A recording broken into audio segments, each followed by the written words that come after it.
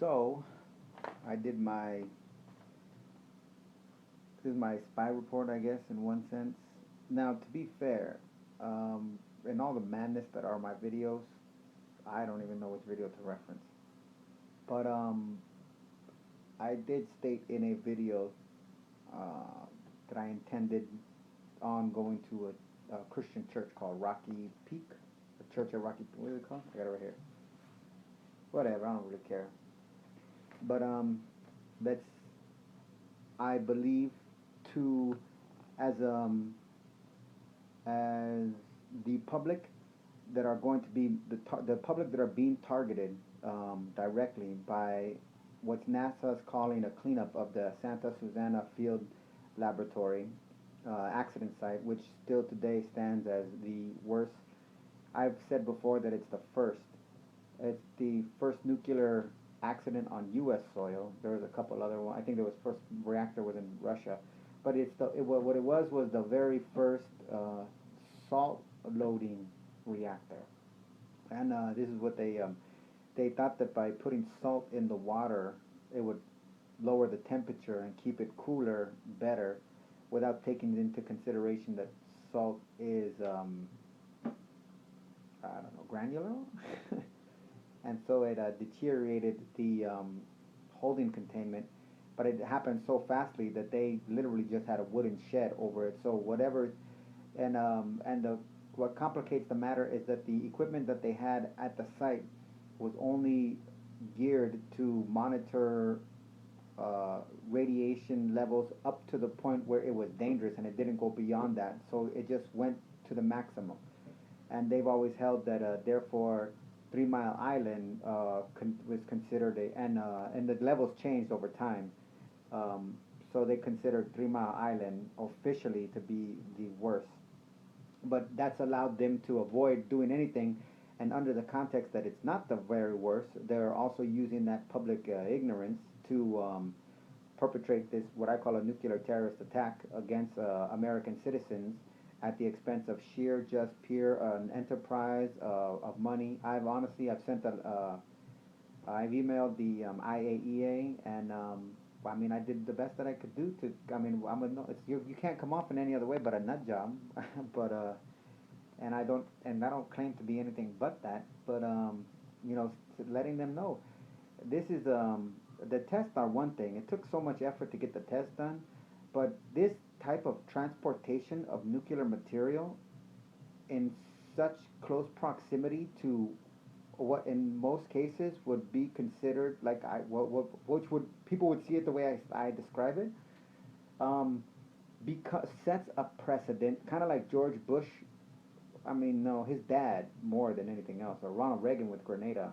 But see, when the precedent is set, to turn it off is a very, very difficult thing. So you had, we'll just start with Bush too. With most people agree that Iraq was a preemptive attack, which is a legal term in the United Nations is aggressive war, and that's a war crime. Or in the United States terms, even by George Washington's day, it's called all-out war. And both of those types of not that both, but that single type of war is technically illegal. But because a precedent has been set and carried out for such a long time, this is then relied on to. So when Obama, as a senator, says, "Oh, we need to do this and do that and do this," when he becomes a president, what he does is he just replicates the same behavior. He goes in, he does attacks against Yemeni, and has the Yemen government lie and say it was them. They do this Libya thing, and he says that, oh, it's not, doesn't count as a. He even said it doesn't count as an all-out war or aggressive war because they didn't put boots on the ground. So they recognize what they're trying to get around. That's a consciousness, and they recognize what they're relying on to get away with it. So towards this nuclear attack that's going to be perpetrated by NASA and Jerry Brown and the Los Angeles upper echelons, which and the California Justice Department. And I think in this particular case, you might be able to make a distinction between the California government, NASA, the Pentagon, and the U.S. Justice Department. Granted, that's a manipulative attempt of me, but that's okay. Um, really desperate measures. I don't know. This is as desperate measures as I'm gonna get. Just to be fair, My family's already dead, so I'm not defending anybody. And purpose is a powerful thing. So, anyways, I went to this church anticipating to because they're going to be the major force, the face. This is what I've said in my video, that they're going to be the major force that's going to come out as a moral stance to be like, hey, no, we're all good. This is all good. So on the way there, I was invited by my roommate, first of all. So I don't want you to think I just snooped into there. And he takes, he's an elderly guy that's handicapped, so he takes access. So he put me on the road, and so we were going up there to get dropped off. I looked at the address, and I was, first of all, shocked to see that it said Santa Susana Pass Road. So I was like, oh my gosh, they are on it. They built that church. This is a new church too. So I see that as what I call the nuclear dynasty, or which is run by the nuclear priesthood. And the nuclear priesthood, the reason I use that terminology is one is what they say is accepted on such a profound level of faith that they supersede the influence of any religious organization, because from Muslim to Christian to Catholic to Jews to Hindus to even the Sikhs that I go to Buddhists, um, to secular, to people like Bill Maher who are so anti-religious. This is the one that crosses the boundary, and it's such a massive religion that it's on the scale with the date.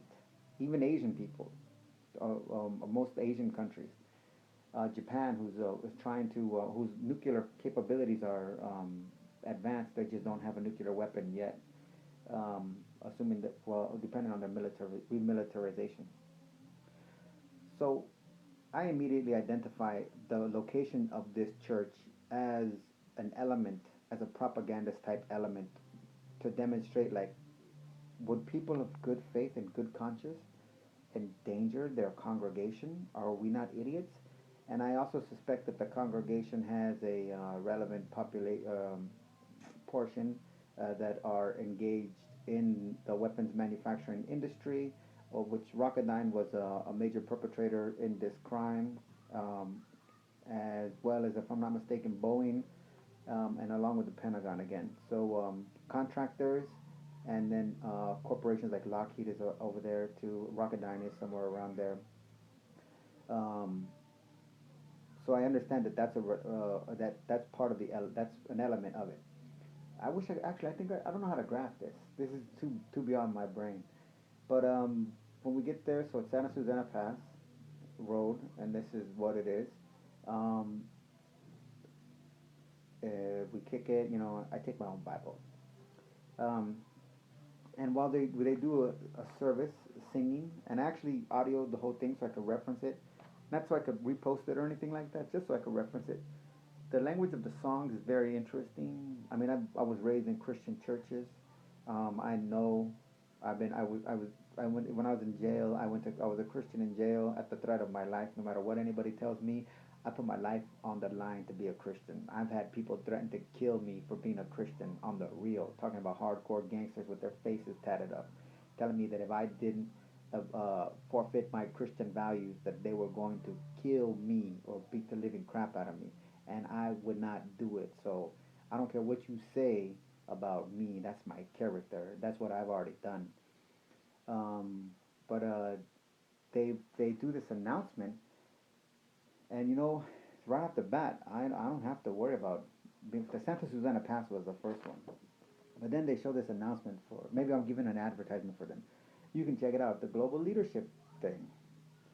So when they make a big deal, like if you're there at the church, the price that they're advertising at the church is only for the church members, and last year they sent 200 people. And I just want to point out that what they have here is this lovely gentleman right here is Jeffrey Immelt, who some people might remember Obama made him the jobs czar. I can think that's a new thing. He's the president and CEO of GE.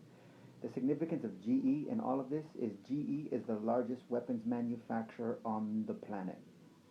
GE is also the company that built Fukushima nuclear reactor. This is one of the reasons that such little press has been given to GE, because GE also owns NBC.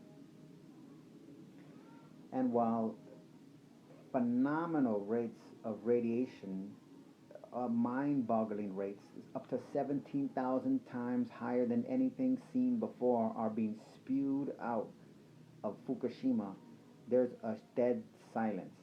There's very little pulses of awareness. Oregon is recording a massive extinction level event with sea life because of the changes in the ocean's DNA and temperature. Every reactor that's by water, particularly by rivers, the rivers always increase by multiple degrees, like 2, 3, 4 degrees, but that's a traumatic change for the environment. Um, so very, I mean, when I saw this, and when they actually when the pastor did the promotion, the verbal promotion, this guy was the number one, the first guy that he mentioned, and I find it very interesting too because when he for to save GE money, besides the fact that they don't pay any taxes, and you got to understand the congregation looks at these people because they're held in esteem by the pastors and whatnot. Then they get this. This is where I talk about fascism. Fascism is a psychological phenomenon. It's just not Nazis. It's just not Mussolini. Mussolini's definition of it was the marriage of church and I'm not sorry, not church and state. Was the marriage of corporate interests and the state, corporations and the state, and so these people they can no longer distinguish anything. But some of the wording in the songs, like there was one song, and it was the last song that they sang. But man, I study this stuff. I know it. I mean, I'm not a physicist. I'm an idiot that has a lot of stupid half-cocked ideas. But I got enough knowledge, and I've met I've met survivors of Hiroshima and Nagasaki um, personally. Uh, Not that that makes me any better, but I've read personal testimonies from them, and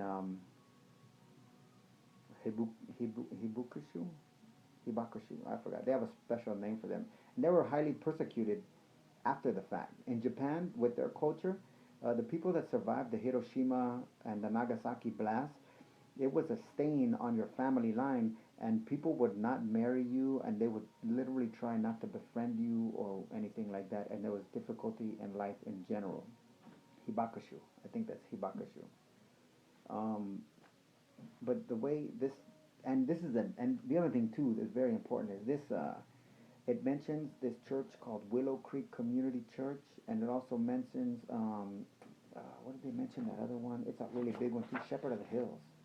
So this represents an enterprise of churches that in I'm going to use my summation are being conveyed that somehow associated with Christianity is an esteem for these figures. I also like to point out just there's a couple other figures that are the Carly Fioroni, the hardcore radical Republican.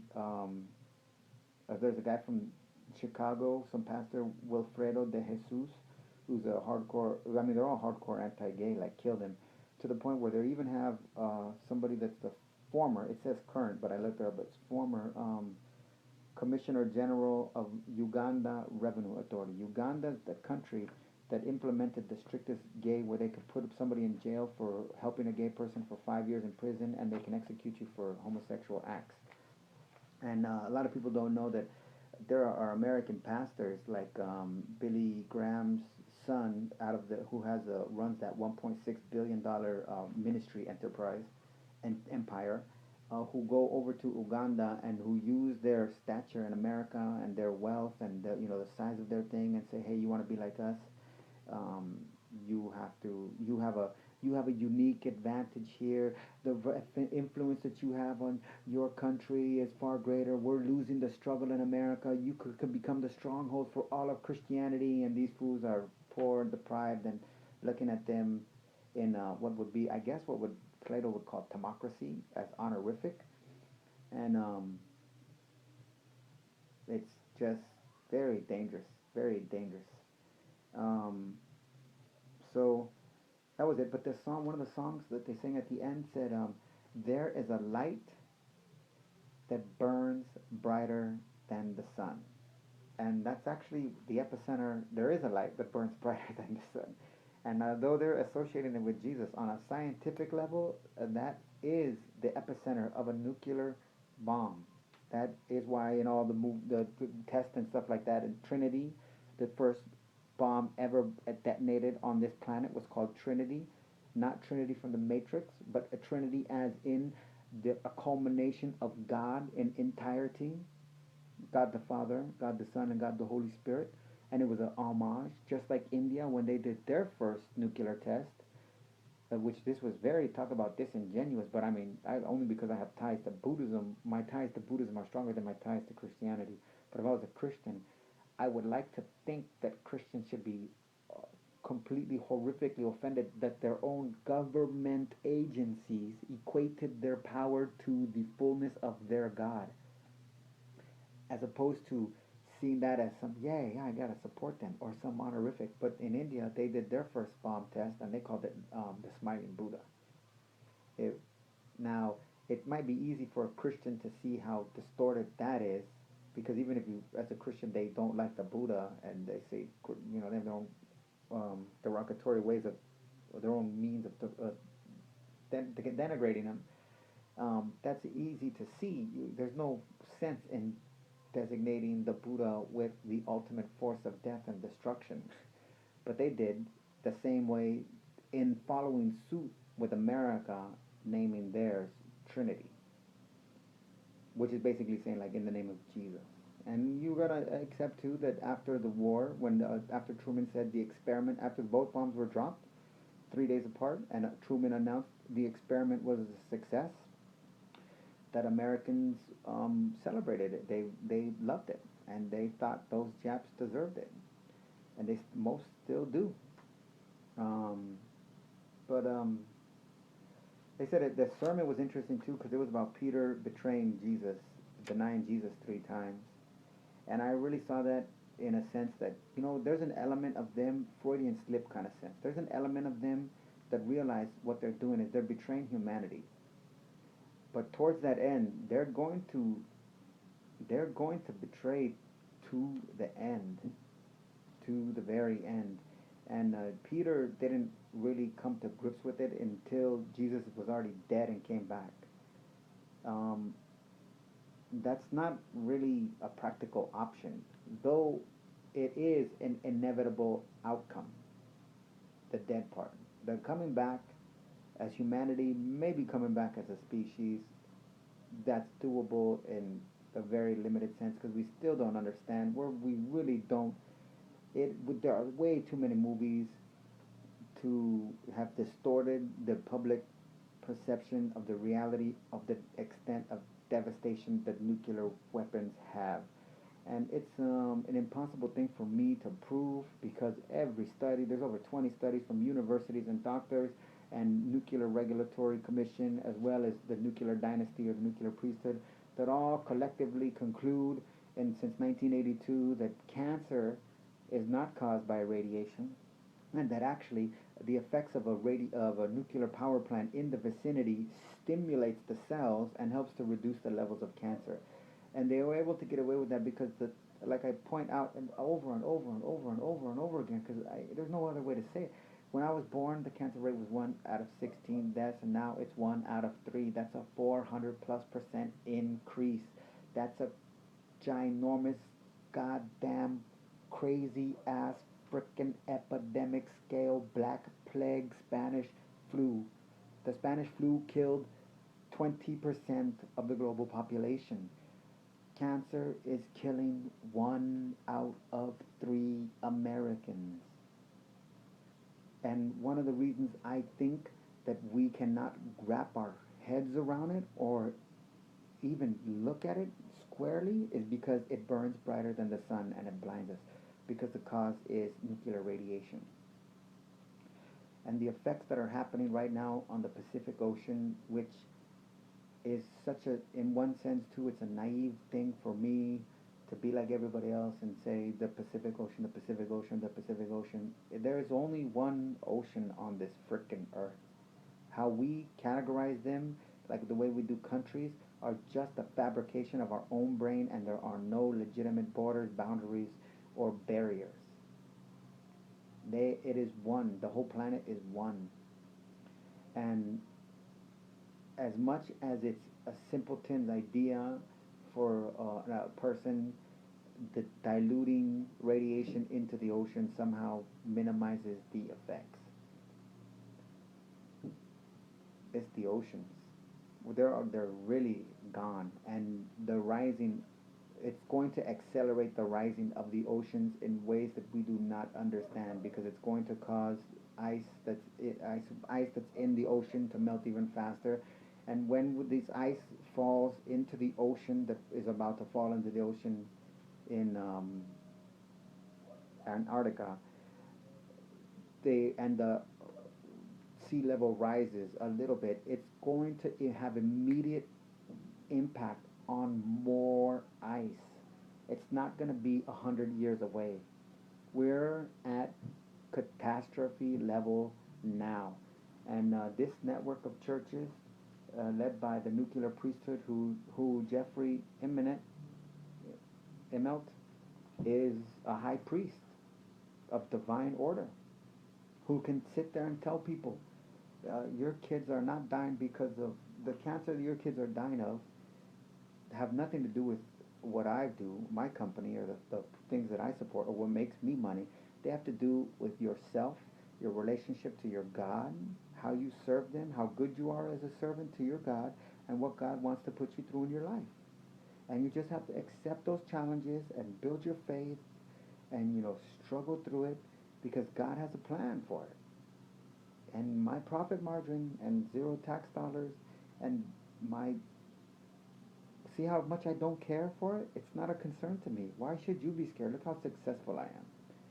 If I'm successful and I'm at the top of this and I get a full view, you at the bottom who can't see anything other than your family members dying, friends dying, loved ones dying, even your enemies dying, co-workers dying, strangers dying, who are you to tell me I'm the highest paid CEO on the planet? I'm the biggest job creator in America. And actually, I think that's Walmart. But well, I mean, he fired 100,000 Americans, so I don't know what that makes him. I guess that makes him a job creator somehow. But that's my report.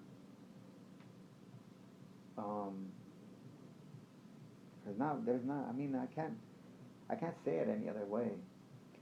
I mean, what was one of the most phenomenal things that he had in his sermon was the way that he equated the three lessons: the truth about yourself. When Peter, he failed, it was a most utter failure. He says, when you come to your utter failure, the deepest failure, you find out the truth about yourself, your weaknesses. The second thing you learn is the truth about Jesus, specifically the grace that he has for you. Oh, everybody's dying. Oh, it's our fault. Oh well, Jesus will forgive us. And three, the keys to success: learning to trust Jesus. Hey, it's all out of our hands. What could we ever really do to stop it? If Jesus didn't want it to happen, it wouldn't happen. If people get cancer, it's not our fault. Oh, that was the other one. It says, you bring us light, you bring us energy. I was like, oh my gosh, this is like nuclear reactor propaganda. This is the whole thing that they say. And again, the science behind the nuclear reactor is that they don't create electricity, they create steam. They create steam. Fucking nuclear reactors create steam. Steam creates electricity. Nuclear reactors and coal-fired plants create steam. Steam creates electricity. Have you ever heard of self-perpetuation?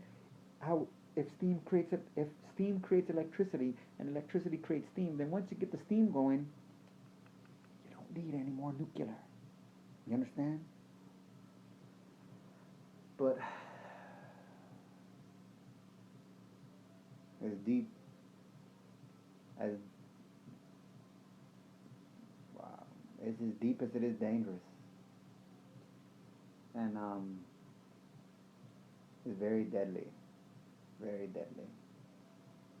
I don't know. I'm not talking to anybody. I don't know that there's anybody to talk to. I've done my bit. but I mean, I don't know. I just have to keep talking. It makes me feel better about myself.